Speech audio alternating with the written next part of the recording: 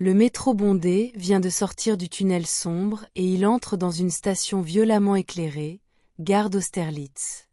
De sa cabine de pilotage, Jean Dugommier regarde défiler les affiches publicitaires et les panneaux lumineux. Le métro s'arrête et les portes s'ouvrent automatiquement. Les voyageurs se précipitent vers les voitures comme pour les prendre d'assaut. Jean Dugommier se penche sur son livre.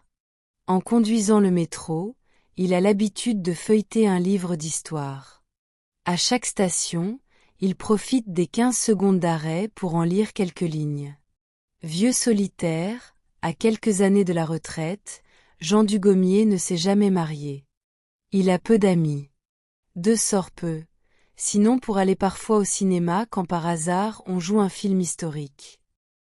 La plupart du temps, après sa journée de travail, il rentre dans son petit studio de la rue Alexandre-Dumas aux murs tapissés de livres d'histoire et il se plonge dans le récit d'une bataille, dans la biographie d'un roi célèbre ou la vie quotidienne des paysans au Moyen-Âge. Les jours de congé, il rend quelquefois visite aux bouquinistes des quais de la Seine et de temps en temps, quand il fait beau, il va se promener dans le Marais, au château de Versailles, ou bien il va visiter un musée. Jean Dugommier lève la tête. Une dame lui parle. « Pardon, monsieur, pour aller à Voltaire ? Prenez la direction Bobigny, descendez à République et prenez la direction Nation. C'est la 3e station sur cette ligne. »